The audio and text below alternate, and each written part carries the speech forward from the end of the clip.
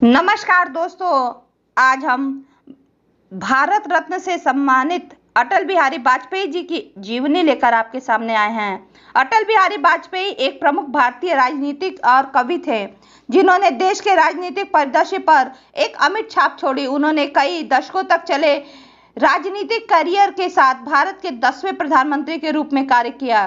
प्रधानमंत्री के रूप में वाजपेयी जी का कार्यकाल 3 अलग-अलग कार्यकालों द्वारा चिन्हित किया गया।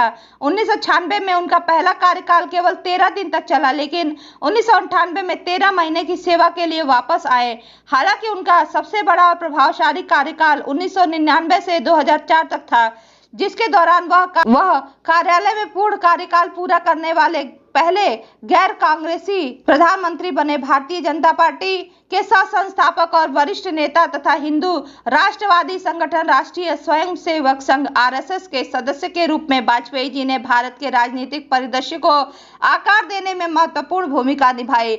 वह अपनी वाक्य पटुता के लिए भी जाने जाते थे और एक प्रसिद्ध कवि और लेखक थे। उनके नेतृत्व के दौरान भारत ने अपनी परमाणु क्षमताओं का दावा करते हुए 1998 में पोखरण द्वितीय परमाणु परीक्षण किया। वाजपेयी जी के प्रशासन ने पाकिस्तान के साथ राजनीतिक संबंधों में सुधार करने की मांग की गई। विशेष रूप से प्रधानमंत्री जी नवाज शरीफ से मिलने के लिए लाहौर की ऐतिहासिक बस यात्रा के लिए गए। हालांकि 1999 में कारगिल युद्ध के कारण संबंधों में तनाव आ गया। वाजपेयी सरकार ने महत्वपूर्ण घरेलू सुधारों की शुरुआत की। निजी क्षेत्रों के विकास, विदेशी निवेश, अनुसंधान और विकास और सरकारी स्वामित्व वाले निगमों के निजीकरण को प्रोत्साहित किया। फिर भी उनके कार्यकाल को चुनौती का सामना करना पड़ा।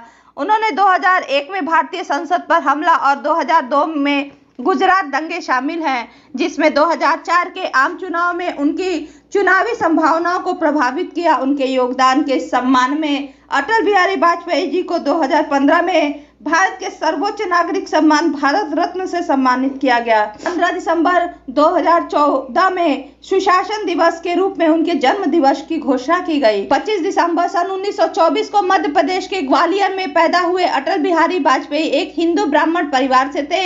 उनके माता पिता कृष्णा देवी और कृष्ण बिहारी वाजपेयी थे। उनके पिता अपने गृहनगर में एक स्कूल शिक्षक के रूप में कार्यरत थे।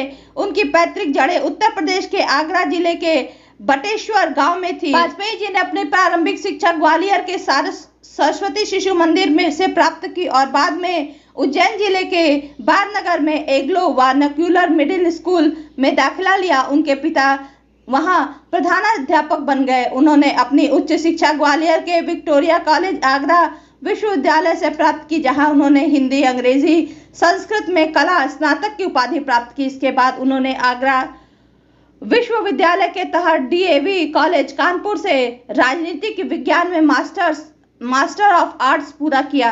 अटल बिहारी वाजपेयी की प्रारंभिक सक्रियता विभिन्न सामाजिक, राजनीतिक और वैचारिक आंदोलनों के साथ उनके जुड़ाव में गहराई से निहित। सक्रियता में उनकी यात्रा ग्वालियर में आर्य समाज आंदोलन की युवा शाखा आर्य कुमार सभा से शुरू हुई। उन्होंने सन 1944 में महासचिव की भूमिका निभाई। 1939 में 16 वर्ष की उम्र में वह राष्ट्रीय स्वयंसेवक संघ (आरएसएस) में शामिल हो गए।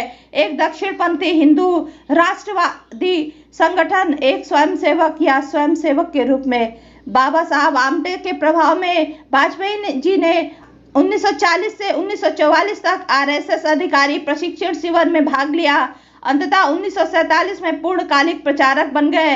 हालांकि विभाजन के दंगों की हिंसा के कारण उन्हें कानून की पढ़ाई छोड़नी पड़ी। आरएसएस के प्रति वाजपेयी जी का समर्पण उन्हें उत्तर प्रदेश ले आया, जहां उन्होंने विस्तारक परिवीक्षाधीन प्रचारक के रूप में कार्य किया। उसके बाद उन्होंने राष्ट्र धर्म, पांचजन्य, स्वदेश और वीर अर्जुन जैसे दीनदयाल उपाध्याय से जुड़े समाचार पत्रों के लिए काम करना शुरू किया। उनके राजनीतिक करियर को इन आरोपों से दृढ़ता से इनकार किया गया कि उन्होंने 1942 के भारत छोड़ो आंदोलन में सक्रिय रूप से भाग लिया। इस अवधि के दौरान 24 दिनों के लिए गिरफ्तार होने के बावजूद उन्होंने अपने पूर्ण जीवन काल में लगातार इन दावों को खंडन किया। 1951 में अटल बिहारी वाजपेयी के राष्ट्रीय सेवक संघ के साथ जुड़ाव के कारण उन्हें दीनदयाल उपाध्याय के साथ नवगठित भारतीय जनसंघ (बीजेएस) में शामिल किया गया, जो आरएसएस से संबंध एक दक्षिणपंथी हिंदू राजनीतिज्ञ पार्टी थी। पार्टी के भीतर उनकी भूमिका तेजी से बढ़ी क्योंकि उन्हें राष्ट्रीय सचिव नियुक्त किया गया, जो उत्तरी क्षेत्र के लिए जिम्मेदार थे और दिल्ली में थे। इस अवधि के दौरान वह पार्टी के प्रमुख नेता श्यामा प्रसाद मुखर्जी के समर्पित अनुयायी और सहयोगी बन गए। 1957 के भारतीय आम चुनाव में वाजपेयी जी ने लोकसभा में एक सीट के लिए चुनाव लड़कर अपनी शुरुआत की। हालांकि वह मथुरा में राजा महेंद्र प्रताप से हार गए, लेकिन वह बलरामपुर से विजयी हुए। उनके असाधारण वाक्य कौशल ने उन्हें बीजेएस की नीतियों के सबसे मुखर रक्षक होने की प्रतिष्ठा दिलाई। दीनदयाल उपाध्याय के निधन के बाद वाजपेयी जी ने बीजेएस का नेतृत्व संभाला। 1968 में वह पार्टी के राष्ट्रीय अध्यक्ष बने और नानाजी देशमुख, बलराज मधोक और लाल कृष्ण अडवाणी जैसे प्रभावशाली हस्तियों के साथ उनका नेतृत्व शुरू हुआ। अटल बिहारी वाजपेयी की राजनीतिक यात्रा में महत्वपूर्ण विकास और चुनौतियां देखी गई, क्योंकि वह भारतीय राजनीति के एक प्रभावशाली व्यक्ति बने रहे। 1975 में प्रधानमंत्री इंदिरा गांधी द्वारा लाए गए आंतरिक आपातकाल के दौरान वाजपेयी जी को अन्य विपक्षी नेताओं के साथ गिरफ्तार किया गया था। शुरुआत में बेंगलोर में नजरबंद किया गया, बाद में उन्होंने खराब स्वास्थ्य का हवाला देते हुए कारागार की अपील की और उन्हें दिल्ली के एक अस्पताल में ले जाया गया। 1976 में तत्कालीन नेता वाजपेयी जी ने एबीवीपी के छात्र कार्यकर्ताओं का विरोध प्रदर्शन के दौरान हिंसा में शामिल होने के लिए इंदिरा गांधी से बिना शर्त माफी मांगने का आदेश दिया। हालांकि एबीवीपी नेताओं के अनुपालन करने से इनकार कर दिया। 1977 के आपातकाल की समाप्ति ने जनता पार्टी बनाने के लिए भारतीय जनसेवक संघ सहित पार्टियों के गठबंधन का मार्ग प्रशस्त किया, जिसने आम चुनाव जीता। जीते गए नेता मोरारजी देसाई प्रधानमंत्री बने और वाजपेयी ने विदेश मंत्री के रूप में कार्यकाल आरंभ किया और संयुक्त राष्ट्र महासभा में हिंदी में एक ऐतिहासिक भाषण दिया। 1979 में देसाई और वाजपेयी जी ने इस्तीफा दे दिया, जिससे जनता पार्टी का पतन हो गया। इसके बाद भारतीय जनसेवक संघ के सदस्यों ने 1980 में भारतीय जनता पार्टी भाजपा का गठन किया, जिसके पहले अध्यक्ष वाजपेयी जी थे। अपने राजनीतिक जीवन के दौरान वाजपेयी जी ने निर्वाचन क्षेत्र बदल दिया। 1984 के आम चुनाव में ग्वालियर से चुनाव लड़ा, लेकिन माधवराव सिंधिया से हार गए। वाजपेयी जी के नेतृत्व में भाजपा ने वैचारिक बदलाव किया, अपने रुख को नरम किया और जनता पार्टी और गांधीवादी समाजवाद से अपना संबंध पर जोर दिया। 1986 में एल.के. अडवाणी ने भाजपा अध्यक्ष के रूप में कार्यभार संभाला, जिसमें पार्टी एक अधिक कट्टर हिंदूवादी स्थिति में वापस आ गई, जिसके परिणाम स्वरूप राम जन्मभूमि मंदिर आंदोलन हुआ, जिसमें अयोध्या में मंदिर बनाने की मांग की गई। 1989 के आम चुनाव में भाजपा की सफलता ने भारतीय राजनीति में अपनी स्थिति मजबूत कर ली और दिसंबर 1992 में भाजपा, आरएसएस और वीएचपी से जुड़े धार्मिक स्वयंसेवकों द्वारा बाबरी मस्जिद को ध्वस्त किया गया। वाजपेयी जी ने 1991 से 2009 तक बलरामपुर, ग्वालियर, नई दिल्ली और अंततः लखनऊ जैसे निर्वाचन क्षेत्रों का प्रतिनिधित्व करते हुए कई बार संसद सदस्य के रूप में कार्य किया। मई 1996 में आम चुनाव में भाजपा की जीत के बाद मई 1996 में वाजपेयी ने प्रथम भारत के 10वें प्रधानमंत्री के रूप में शपथ ली। हालांकि उनकी सरकार को लोकसभा में बहुमत बनाए रखने में चुनौती का सामना करना पड़ा और केवल 16 दिनों के कार्यकाल के बाद यह स्पष्ट हो गया कि उनके पास सरकार बनाने के लिए पर्याप्त समर्थन नहीं है। 1998 में नए चुनाव के बाद भाजपा के नेतृत्व वाले एनडीए ने लोकमत में बहुमत हासिल किया और वाजपेयी जी प्रधानमंत्री के रूप में लौट आए। उनका दूसरा कार्यकाल में 1998 में भारत में पोखरण रेगिस्तान में भूमिगत परमाणु परीक्षणों की एक श्रृंखला आयोजित हुई, जिसमें 24 वर्षों के बाद वैश्विक परमाणु मंच पर उसका पुनरुत्थान हुआ। इन परीक्षणों को घरेलू प्रशंसा और अंतर्राष्ट्रीय आलोचना दोनों मिली। वाजपेयी जी ने पाकिस्तान के साथ एक राजनीतिक शांति प्रक्रिया की शुरुआत के लिए लाहौर घोषणा की।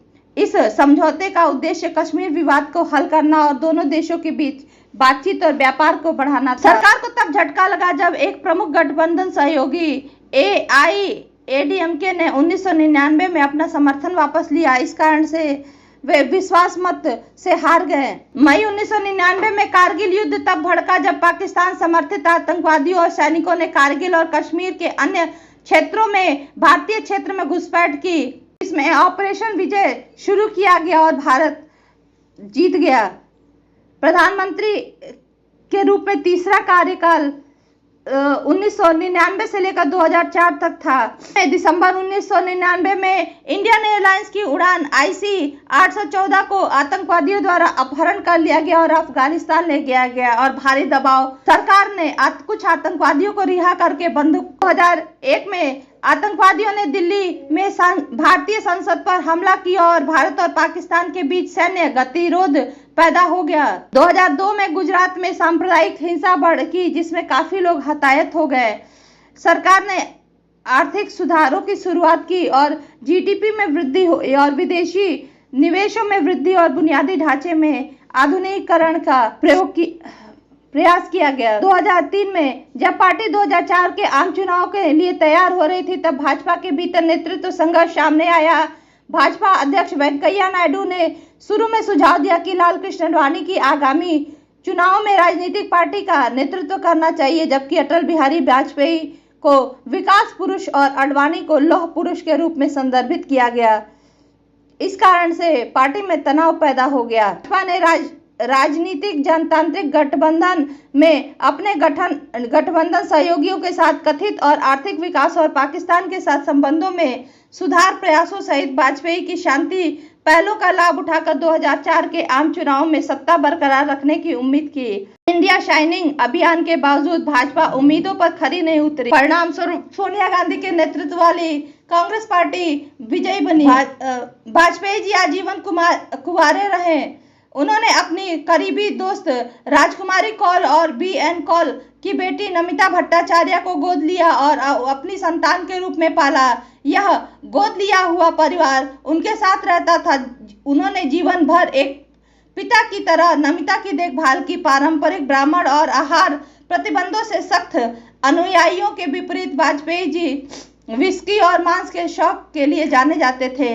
अपने राजनीतिक करियर के अलावा वाजपेयी जी एक प्रतिभाशाली कवि थे। उन्होंने हिंदी में लिखा था। साहित्यिक कृतियों में 1975 से लेकर 1977 तक के आपातकाल के दौरान रचित कैदी कविराज की कुंडलियां और अमर राग है। 2009 में अटल बिहारी वाजपेयी जी को एक दुर्बल आघात का सामना करना पड़ा, जिससे उनकी बोलने की क्षमता बुरी तरह से प्रभावित हुई। उनका स्वास्थ्य गिरता गया। वे व्हीलचेयर